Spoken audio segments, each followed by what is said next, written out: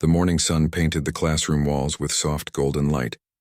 Miss Lee Minji stood at the blackboard writing simple math problems in neat white chalk letters. Her 20 students sat quietly at their small wooden desks. The children were between 6 and 9 years old. Their faces showed the mix of curiosity and sleepiness that came with early morning lessons. "Today we will learn about adding numbers," Minji said in her gentle voice. She never raised her voice. Even when little Park Sumin threw paper balls or when Kim Tae-yang forgot his homework again. The children loved her for this kindness. Minji wore a simple blue dress and comfortable flat shoes. Her long black hair was tied back in a plain ponytail. She looked like any other teacher on New Seoul Prime. Nothing about her suggested she had once commanded massive starships across the galaxy. The colony world of New Seoul Prime was peaceful and quiet. Rolling green fields stretched beyond the school windows. Farmers grew rice and vegetables in the fertile soil. The air smelled of fresh grass and blooming flowers. It was far from the busy core worlds where humans built giant cities and launched ships to distant stars. "Miss Lee," called out Kim Deho from the front row. He was 8 years old and the smartest student in class. "Can you help me with this problem?" Minji walked over to his desk. Her steps were quiet on the wooden floor. "Of course, Deho, what seems difficult?" "I don't understand why we add these numbers together." Minji smiled and sat beside him. "Think of it like this. You have 3 apples. Your friend gives you 2 more apples. How many apples do you have now?" Deho's eyes lit up with understanding. 5 apples. "That's right. Adding numbers helps us understand how things grow and change." Near the back of the classroom sat Choi Yuna. She was 7 years old and very shy. She rarely spoke during lessons, but her dark eyes watched everything carefully. Minji noticed how the girl always seemed worried about something. After the math lesson ended, it was time for recess. The children ran outside to play in the schoolyard. Some played with a red ball. Others climbed on the wooden playground equipment. A few sat under the big oak tree and talked quietly. Minji stood by the classroom window watching her students. She did this every day during recess. But she was not just watching the children. Her eyes moved across the sky, checking for anything unusual. Old habits were hard to break. Captain Park Junho walked across the schoolyard toward the building. He was 42 years old and commanded the small defense garrison that protected the colony. His soldiers numbered only 50 men and women. They had basic weapons and a few small patrol ships. Nothing that could fight a real enemy. Park entered the classroom and found Minji still looking out the window. "Good morning, Miss Lee," he said with a slight bow. "Good morning, Captain Park." Minji turned from the window. Something in the way Park bowed always seemed different, more respectful than a simple military courtesy. "I wanted to check on the emergency drill schedule," Park said. "We should practice evacuation procedures with the children next week." "Of course. The children should know how to stay safe." Minji agreed, but she wondered why Park seemed more serious lately. After Park left, Minji walked to her small teacher's desk. On it sat 20 test papers she needed to check. Also a small white flower that Yuna had picked for her that morning, and a drawing that Deho had made showing stick figures playing in a field under a bright yellow sun. These simple things made Minji happy in a way that commanding starships never had. The afternoon brought reading time. Minji sat in the big chair at the front of the classroom. The children gathered on the soft carpet around her feet. She opened a book of stories about brave animals who helped their friends. "Once upon a time," Minji began, "there lived a wise old turtle who had seen many seasons come and go." As she read, the children listened with wide eyes. Even the usually restless ones sat still. Minji had a special way of bringing stories to life. Her voice rose and fell like music. Young Yuna slowly moved closer to Minji's chair. By the end of the story, she sat right beside Minji's feet. When the story ended, Yuna looked up with a small smile. "Did the turtle ever get scared, Miss Lee?" "Sometimes," Minji answered gently. "But being scared doesn't make you weak. It makes you careful, and being careful can help you protect the ones you love." After school ended, Minji walked through the quiet hallways. Her footsteps echoed softly. She stopped at the school garden where she and the children grew tomatoes and carrots and herbs. Minji knelt in the dark soil and pulled weeds from around the small plants. The work felt good, clean and simple. No complex strategies or difficult decisions, just helping things grow. As the sun set behind the distant mountains, Minji looked up at the darkening sky. Soon the first stars would appear. She knew the names of many star systems. She had visited dozens of worlds during the war years, but now she tried not to think about those places. A shooting star streaked across the purple sky. Most people would make a wish. Minji just watched it burn and disappear. She gathered her tools and walked back toward her small house near the school. Tomorrow would bring another day of teaching. Another day of simple math problems and story time and helping children learn about the world. This was the life she had chosen. Quiet and peaceful and far from the darkness of space battles. Here on New Seoul Prime, she was just Miss Lee, a teacher who loved her students and tended a small garden and read stories about brave turtles.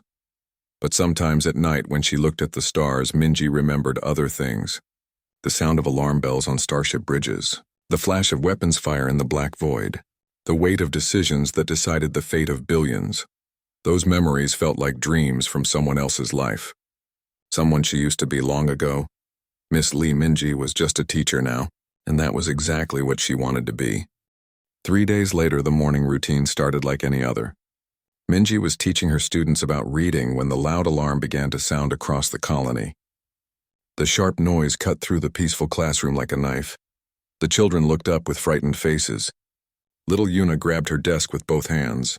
Daeho stood up quickly and looked toward the windows. "What is that sound, Miss Lee?" asked Park Suman with a shaky voice. Minji kept her face calm even though her heart began to beat faster.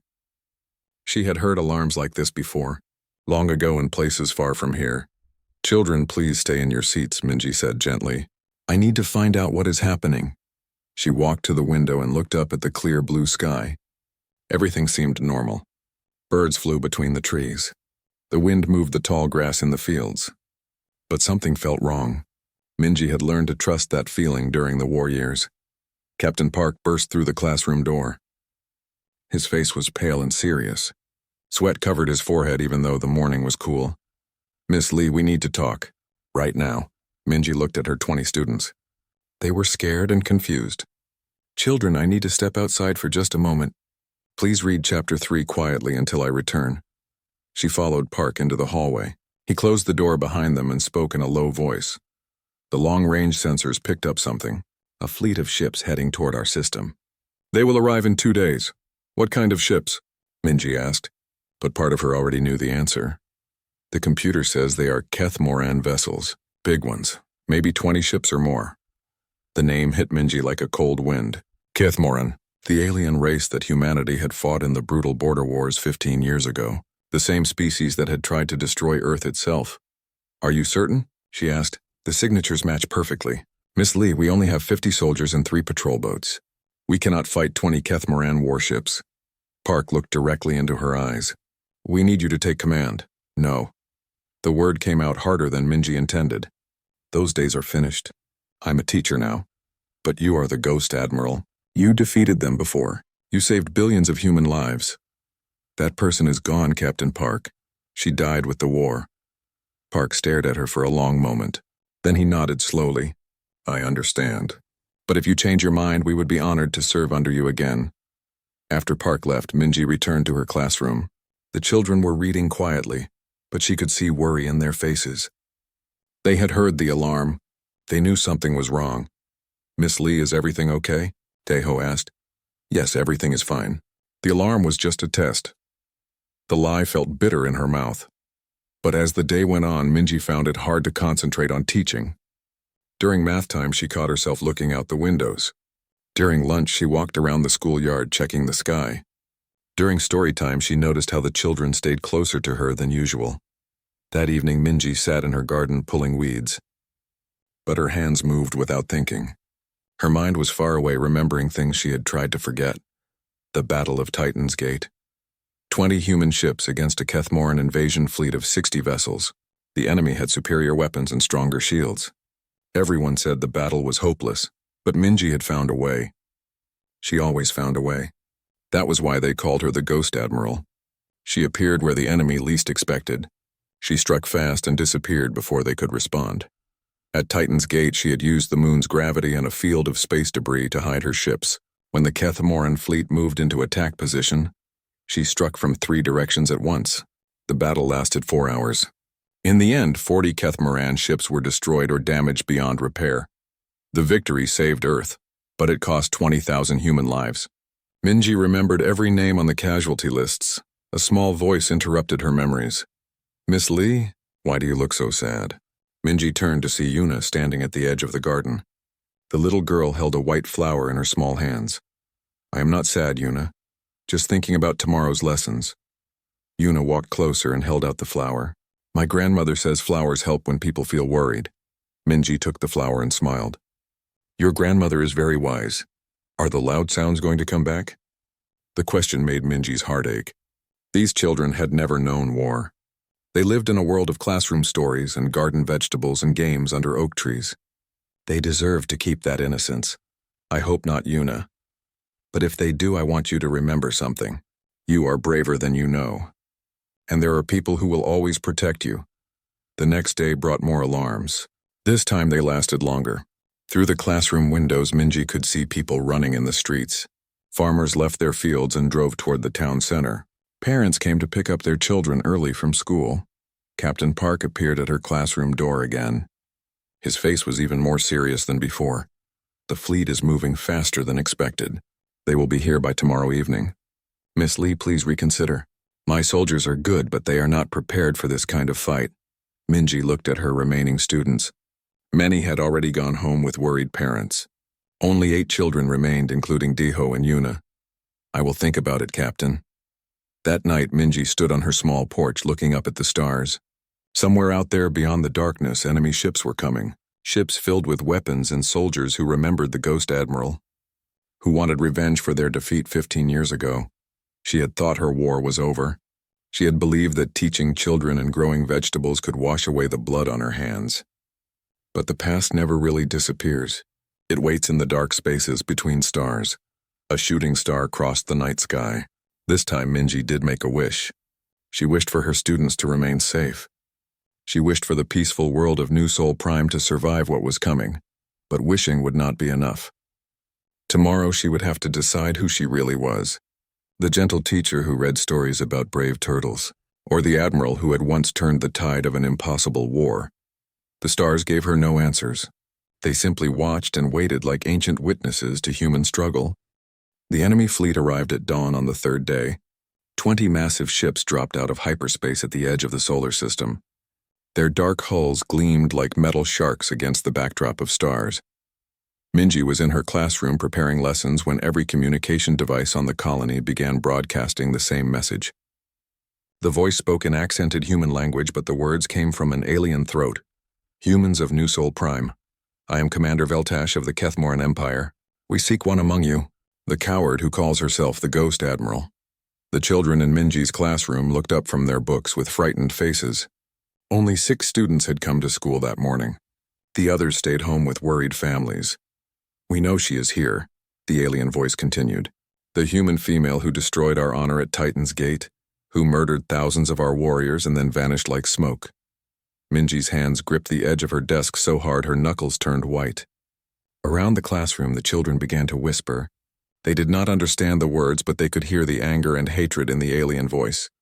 "She has hidden among you for 15 years, living in safety while our people mourned their dead. This ends today." Young Daeho raised his hand. "Miss Lee, what is a Ghost Admiral?" Before Minji could answer, the broadcast continued. "We will burn every human settlement in this system until she surrenders. Starting with your largest cities, then your farms, then your schools." The transmission ended, leaving only silence, but not the peaceful quiet that Minji loved. This was the terrible silence before a storm. Captain Park burst through the classroom door. His face was red with panic and anger.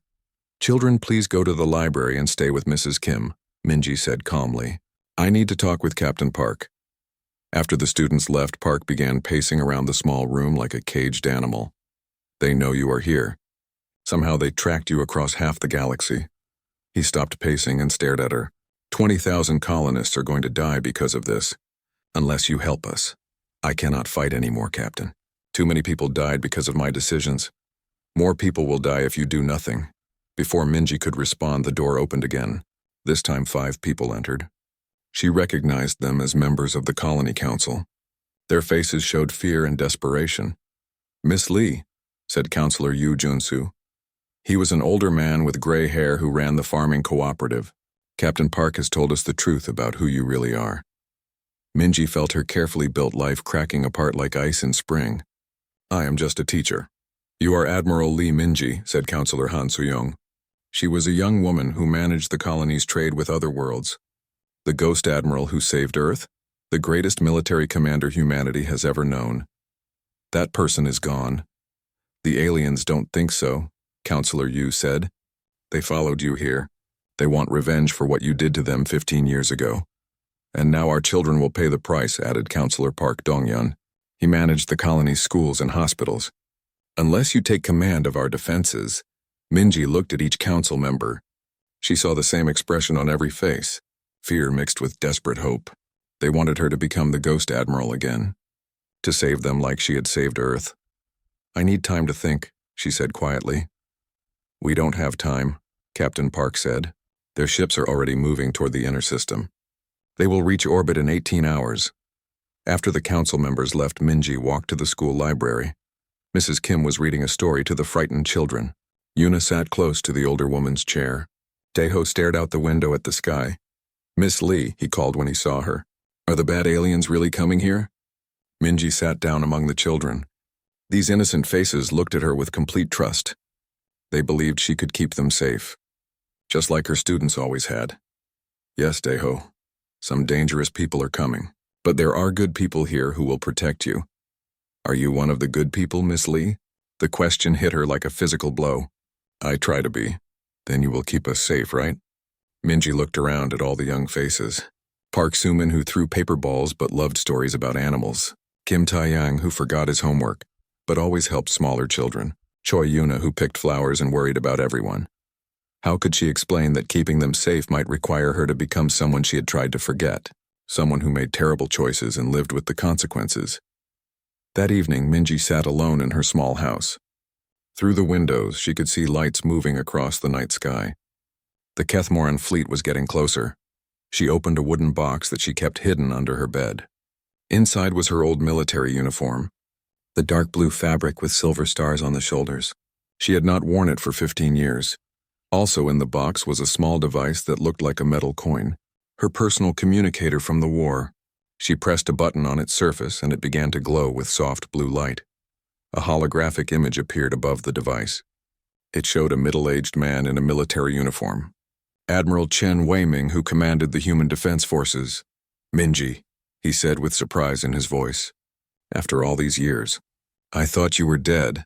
I wanted to be dead, Admiral. I wanted to disappear completely. But you didn't, and now you need our help. The Kethmoran found me. They want revenge for Titan's Gate. Admiral Chen nodded slowly. We heard about the fleet movements. 20 ships is more than your colony can handle alone. I know, but I cannot ask my people to fight a war because of my past. Your people are already in the war, Minji. Whether you lead them or not, the question is whether they fight with the Ghost Admiral or without her. After ending the communication, Minji walked outside. The night air was cool against her face. Above her, the alien ships moved like dark stars across the peaceful sky of New Sol Prime. Tomorrow, her students would look to her for protection. The colonists would demand answers. The enemy would come for her with weapons and hatred. She was no longer just Miss Lee, the gentle teacher. The Ghost Admiral was returning whether she wanted to or not. The only question now was whether she could save the people she loved without losing herself again. In the distance, she could hear the sound of military vehicles moving through the colony streets. Captain Park was preparing his soldiers for the impossible fight ahead. Minji touched the old uniform in the wooden box. Soon she would have to decide who she really was, and who she was willing to become again. Morning came too soon. Minji had not slept all night. She stood at her bedroom window watching the alien ships grow larger in the sky. They looked like dark clouds blocking out the stars. Someone knocked on her front door. When she opened it, she found Counselor Han Soo-young and 3 other colonists. Their faces were hard with anger. So it's true, said Park Ming-yu. He ran the colony's main supply store. You brought this death to our doorstep. The Ghost Admiral, spat Lee Kyung-soo. His family farmed vegetables near the school. The great war hero who got tired of fighting and decided to hide behind children. Minji said nothing. She understood their anger. These people had built peaceful lives far from the war zones. Now violence had followed her to their home. "My daughter is 8 years old," Counselor Han said. Her voice shook with emotion. "She has never seen a weapon fired in anger. Because of you, she might die today." "Because of me, many children lived 15 years ago," Minji replied quietly. "But I understand why you hate me now." "We don't want your understanding," Park Ming-yu said. "We want you to leave. Take your ship and go. Lead the aliens away from here." "I don't have a ship. I came here on a transport 15 years ago and stayed." "Then surrender yourself to them. Maybe they will spare the colony if they get what they want." Before Minji could answer, another group approached her house. This time it was Captain Park with 5 of his soldiers. Behind them walked Counselor Yu and several farmers. "Admiral Lee," Captain Park said formally, "these people want to thank you." "Thank me." An old farmer named Kim Jae-hwan stepped forward. "My son was a soldier at Titan's Gate. He lived because of what you did there. Came home and started a family." He pointed to a young woman beside him. "This is my granddaughter Sune. She exists because you saved my boy." More people came forward. Each one told a story. A husband who survived the war. A brother who came home. Children who were born because their fathers lived through battles that should have killed them. "You saved millions of lives, Admiral," said Dr. Lim Sun-hee, who ran the colony medical center. "Yes, you brought danger here. But you also brought hope. You are the only one who knows how to fight these aliens." The 2 groups of colonists faced each other in front of Minji's small house. Those who blamed her for bringing war. Those who believed she could end it. The divide split families and friends. "This is exactly what I wanted to avoid," Minji said. "People fighting each other because of choices I made long ago." "Then make a new choice," Captain Park said. "Help us fight. And if I do, how many will die this time? How many children will lose their parents? How many families will be destroyed? How many will die if you do nothing?" Dr. Lim asked. Minji had no answer for that question. Later that morning, she walked to the school. Only her 6 most dedicated students had come to class. Their parents were either too frightened to let them leave home or too busy preparing for the attack. Daeho sat at his usual desk in the front row. When he saw her, his face lit up with his usual bright smile. "Good morning, Miss Lee. Are we going to have regular lessons today?" The simple question broke Minji's heart. "I'm not sure, Daeho. Today might be different from other days." Young Yuna raised her small hand. "Miss Lee, why do some people look angry when they see you now?" How could she explain to a 7-year-old that she was responsible for bringing death to their peaceful world? That the gentle teacher they loved had once commanded weapons that could destroy entire fleets? Sometimes adults disagree about things, Yuna. It doesn't mean anyone is bad. "But you're good, Miss Lee. You read us stories and help us learn math." Good people don't make other people angry. Even good people sometimes have to make choices that hurt others, even when they don't want to. Park Suman, who usually threw paper balls, sat very quietly. "Miss Lee, are you going to go away?" "Why would you ask that?" "Because my mom said you might have to leave to keep us safe." Minji knelt down beside Suman's desk. "Would you want me to stay or go?"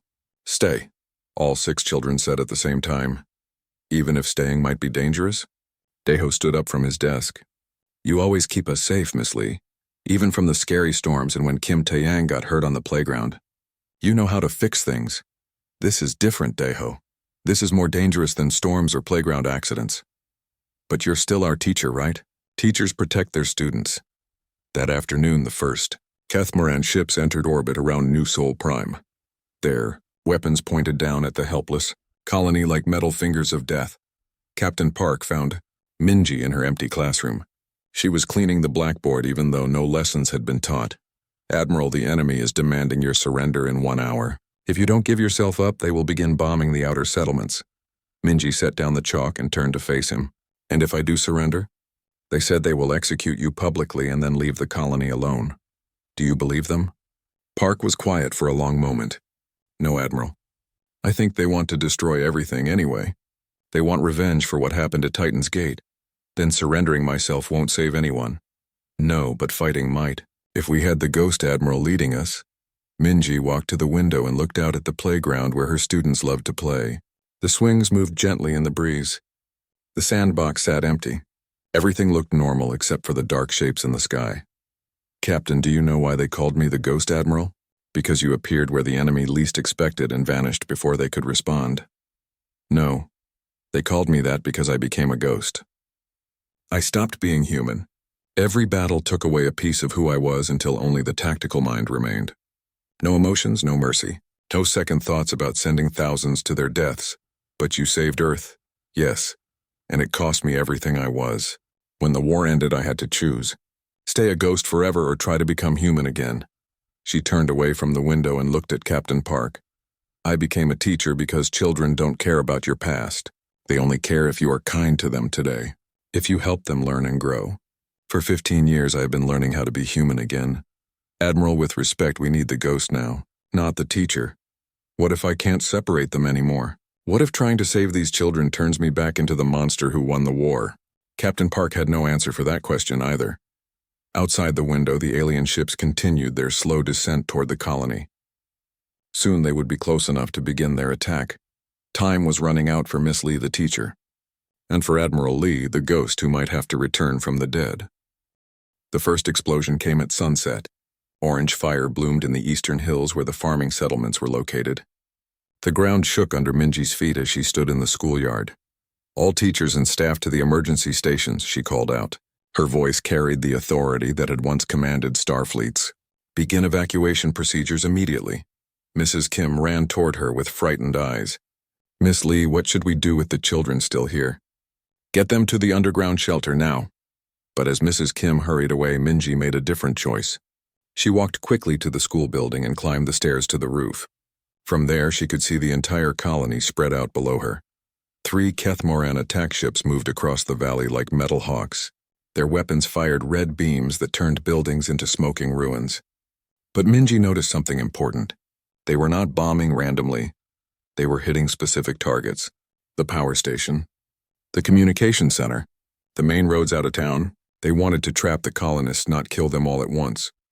They're hurting us, she said to herself, making us easier to capture. Captain Park's voice crackled through her portable radio. Miss Lee, where are you? We need to get you to safety. Captain, I'm on the school roof. Send 3 vehicles to the north playground in 10 minutes. What are you planning? To save as many people as possible. Minji climbed down from the roof and ran to her classroom. From her desk drawer, she pulled out the small military communicator. The blue light activated when she pressed the button. This is Admiral Lee. Minji calling any human ships in range. Emergency assistance requested at New Seoul Prime. A voice answered immediately. Admiral, this is Captain Song Yanwoo of the patrol ship Defiant. We are 6 hours away, but coming at maximum speed. Negative, Captain. Do not approach the system. 20 Kethmoran warships are waiting. Your ship would be destroyed. Then what are your orders, Admiral? Minji closed her eyes and felt the weight of command settle on her shoulders again. Alert all nearby colonies. Tell them to prepare their defenses. This attack might be the start of something bigger. Understood, Admiral? What about you? I have work to do here. She turned off the communicator and walked to the underground shelter. Her 6 loyal students sat huddled together in the corner. When they saw her, Daeho jumped up and ran to her arms. Miss Lee, we heard the loud noises. Are we safe down here? For now, yes. But I need you to be very brave. All of you. Yuna looked up with her wide, dark eyes. Are you going to fight the bad people, Miss Lee? I'm going to try to keep everyone safe, just like I always do. But this time, keeping people safe meant something very different. When Captain Park arrived with his vehicles, Minji was ready. She had changed from her simple teacher dress into dark pants and a jacket. Her hair was tied back in a tight bun. She looked more like a soldier than a teacher. Admiral, what are your orders? We're not fighting to win, Captain. We're fighting to save lives. Every civilian who survives this day is a victory. The first evacuation convoy left the school 30 minutes later. 15 vehicles carrying children and elderly colonists toward the northern mountains. Minji rode in the lead truck watching the sky for enemy ships. When 2 Kethmoran fighters spotted the convoy, she did something the aliens did not expect. Instead of hiding or running faster, she ordered the vehicles to stop and spread out. Everyone out of the trucks, into the forest. Move in small groups toward the river. The colonists looked confused, but they obeyed. Years of following Miss Lee's gentle instructions in classrooms had trained them to trust her judgment. The alien ships swooped down, expecting to find trapped vehicles full of humans. Instead, they found empty trucks and no clear targets. By the time they realized what happened, the colonists had vanished into the thick trees. How did you know to do that, Admiral? Captain Park asked as they regrouped by the river. Because I spent 15 years learning how children think, how they hide and move when they're scared. Sometimes the best military tactics come from watching 8-year-olds play hide and seek. The second convoy was larger. 50 families from the town center. This time, Kethmoran ground troops tried to block their path. Tall alien soldiers in dark armor with energy weapons. Minji studied their formation from behind a hill. The old admiral would have attacked with maximum force to break through quickly. But the teacher in her saw something different. Captain, do you see how they're positioned? They're blocking the main road, Admiral. No, look closer. They left gaps near the school buildings. They don't want to damage structures where children might be hiding. So we use their own compassion against them. Send the families through the gaps one at a time. When the aliens move to stop them, we create distractions elsewhere. It worked perfectly. The Kethmoran soldiers were confused by the scattered civilian movement. They could not shoot without risking innocent lives. Most of the families escaped while the aliens tried to figure out what was happening. But the largest challenge came with the third convoy. 200 people, including many of Minji's former students and their families. The main road was completely blocked by enemy forces. Admiral, we can't get past them, Captain Park reported. They have too many soldiers and combat vehicles. Minji looked at the trapped colonists. She saw familiar faces from her classroom. Park Sumin's mother, Kim Taeyang's little sister. Families who had trusted the gentle teacher to keep their children safe. Then we don't go past them, we go through them. Admiral? For the first time in 15 years, Minji felt the cold, tactical mind of the Ghost Admiral awakening. But this time it was guided by the heart of a teacher who loved her students. Get me 20 volunteers with hunting rifles. Position them in the trees on both sides of the road. When I give the signal, they fire one shot each, then immediately retreat. That won't stop the enemy, Admiral. It's not meant to stop them, Captain. It's meant to confuse them. While they're looking for snipers in the trees, the convoy will drive straight down the middle of the road. That's insane, Admiral. The aliens will destroy the vehicles. No, they won't. Because I'll be walking in front of the convoy. The Ghost Admiral surrendering herself to save civilians. They won't fire on their primary target. Captain Park stared at her with shock. Admiral, that's suicide. Maybe, but every person in that convoy will live. Including the children from my classroom. As night fell over New Seoul, Prime Minji prepared for the most important lesson she had ever taught. Not about mathematics or reading, but about the true meaning of courage. She thought about young Daeho's drawing that showed her as both teacher and admiral. Maybe she didn't have to choose between who she was and who she had been. Maybe she could be both, the Ghost Admiral who saved humanity, and Miss Lee who read stories about brave turtles.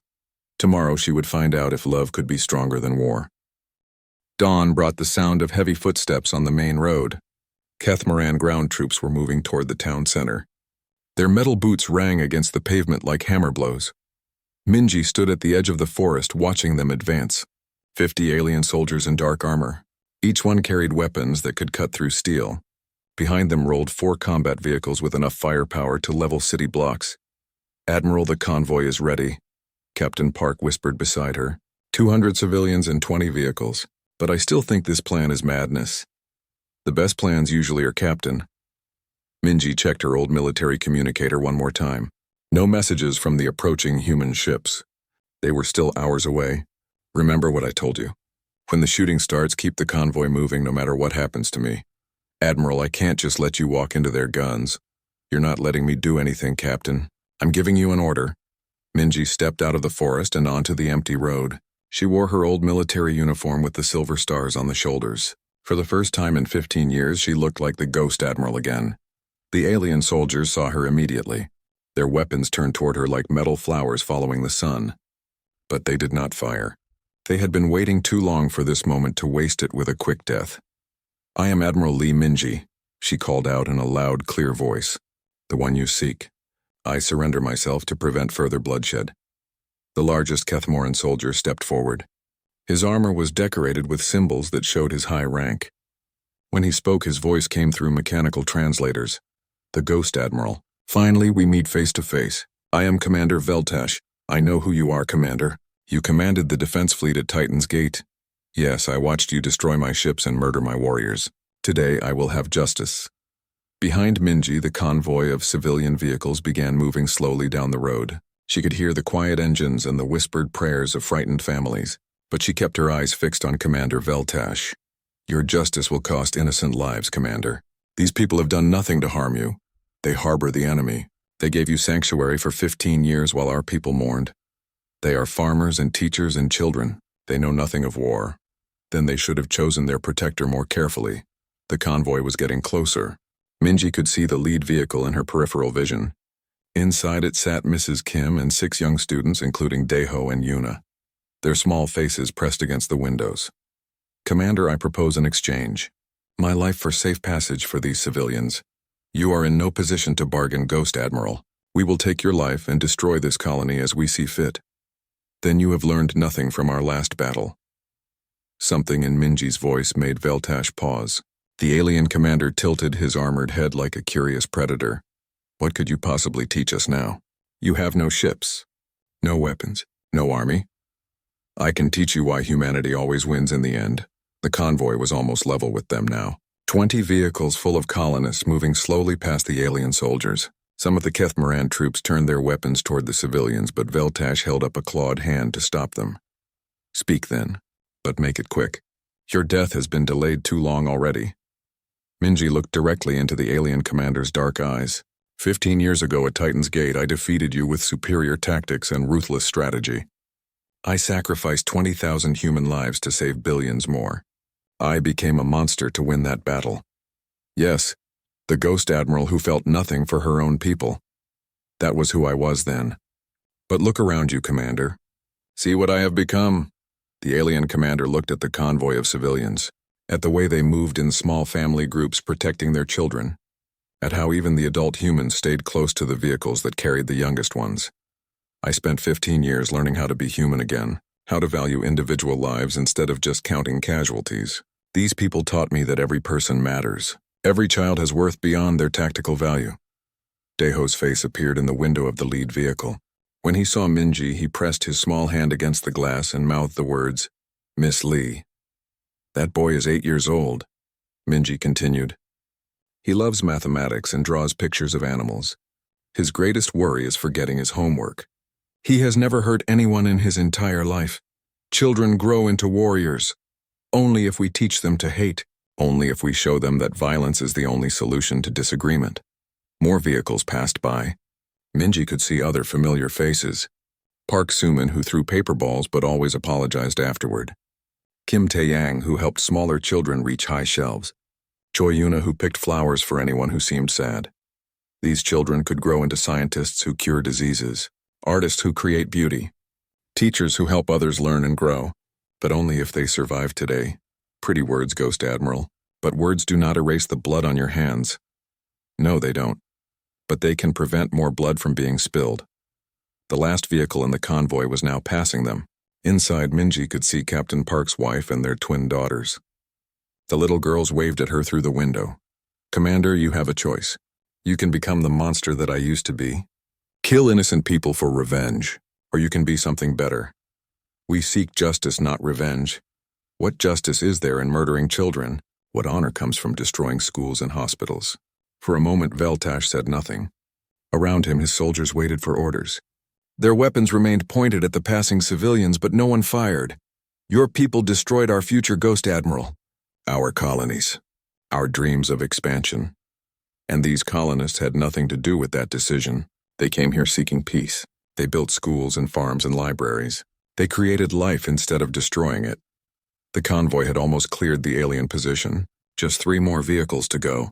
Inside the middle truck, Minji could see elderly colonists who had been too weak to walk to the forest. Their faces showed fear but also determination. Let them pass, Commander. Your real enemy stands before you. Take your revenge on me if you must, but let the innocent live. And why should we trust the word of the Ghost Admiral? Because I am not the Ghost Admiral anymore. I am Miss Lee, a teacher who reads stories about brave turtles. A woman who tends a small garden and helps children learn to add numbers. The last vehicle was passing now. Inside it sat the youngest children from the colony. Babies and toddlers who would never remember this day if they survived it. Veltash raised his weapon and pointed it directly at Minji's chest. You think becoming soft makes you noble? You think teaching children erases what you did to us? No, Commander. But it taught me the value of what I was fighting to protect, not just humanity as a species, but humans as individuals, each one precious, each one irreplaceable.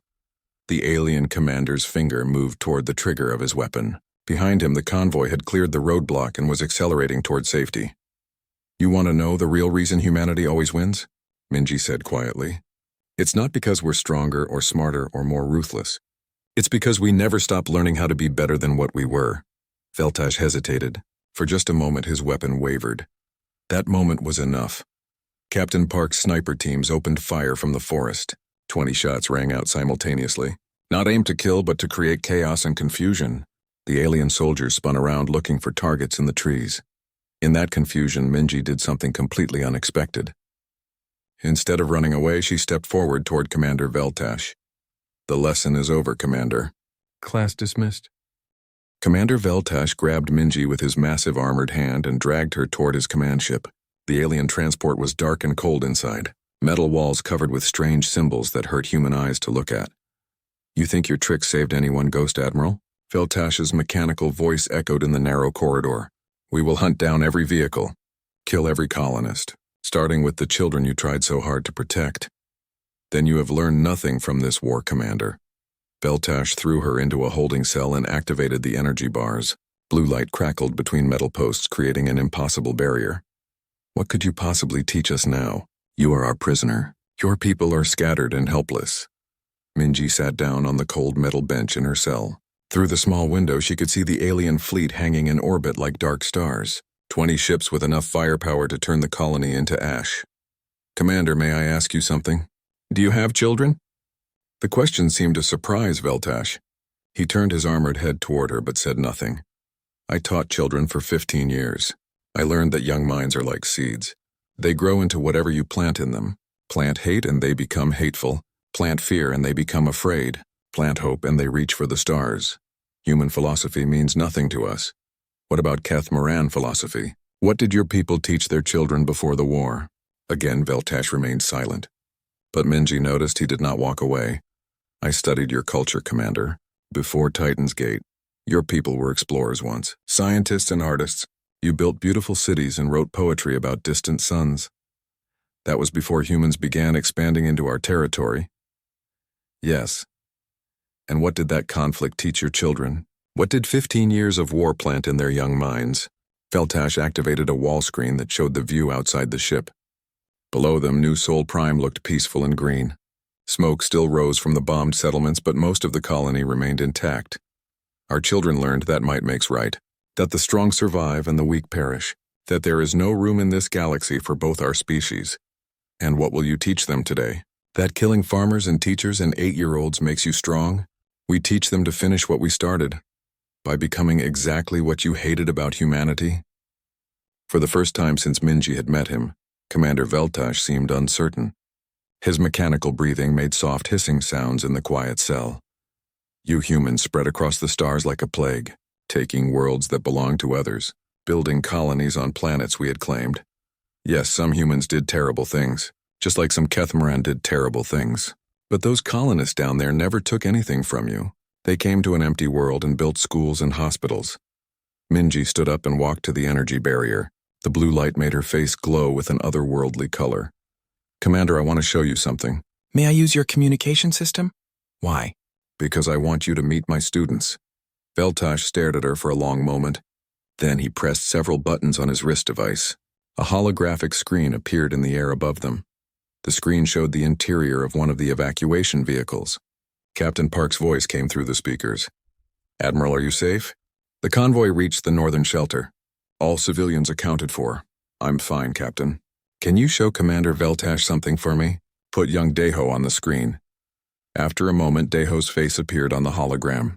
His eyes were red from crying, but he smiled when he saw Minji. Miss Lee, where are you? Are you coming back to teach us tomorrow? The simple question made Minji's throat tight with emotion.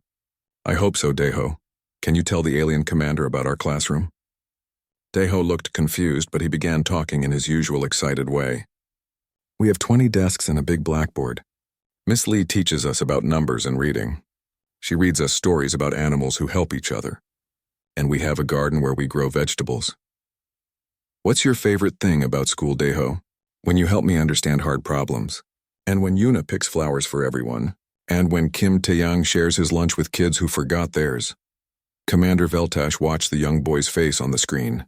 Something in the alien's posture had changed. He stood less rigidly.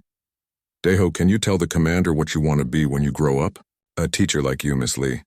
So I can help other kids learn and not be afraid. The transmission ended, leaving silence in the cold ship. Veltash turned away from where the hologram had been. One child proves nothing, Ghost Admiral. Then let me show you something else. Minji activated her own communicator. Captain Park, please patch me through to the Colony Medical Center. Dr. Lim Sunhee appeared on the screen. Behind her, Minji could see alien refugees in hospital beds. Kethmoran civilians who had fled the war years ago and settled on New Sol Prime. Admiral, these patients are asking about you. The Kethmoran families who came here after Titan's Gate. Put Healer Zethmar on the screen, please. An elderly Kethmoran appeared. His scales were pale with age, but his eyes were bright with intelligence. When he spoke, his voice was gentle without mechanical translation. Admiral Lee, I heard the fleet had come for you. Yes, old friend. Commander Veltash seeks justice for what happened 15 years ago.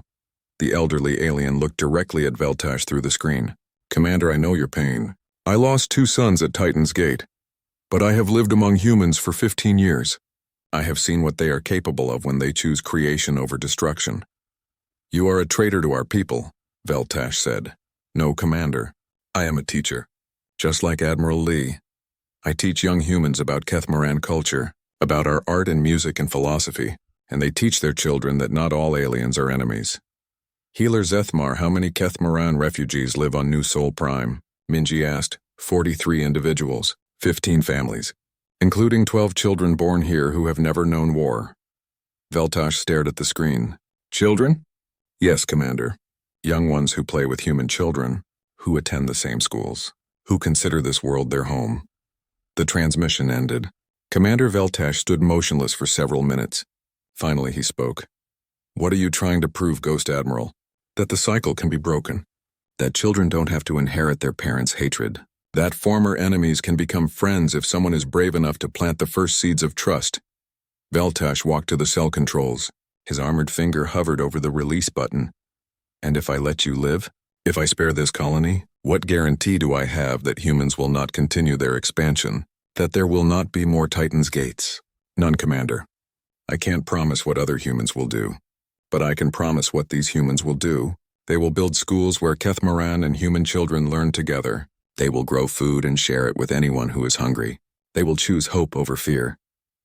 You asked me to show mercy to the species that destroyed my fleet. No, Commander.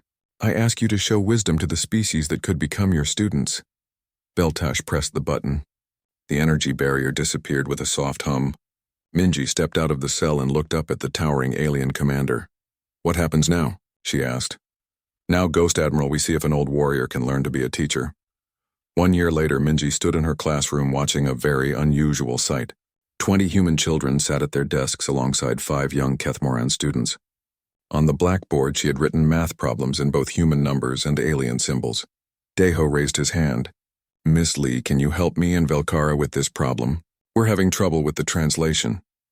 Velkara was Commander Veltash's youngest daughter. She had come to New Sol Prime as part of the cultural exchange program that emerged from that dark day in orbit. Of course, Minji said, walking to their shared desk. Remember, addition works the same way in both languages. It's about bringing separate things together to make something bigger. Through the classroom window, she could see the colony thriving. Human and Kethmoran families worked side by side in the expanded farms. Children of both species played together on the rebuilt playground. The war was over, not because one side had defeated the other, but because both sides had chosen to learn something new. Miss Lee, the teacher, had given her final lesson, and the galaxy would never be the same.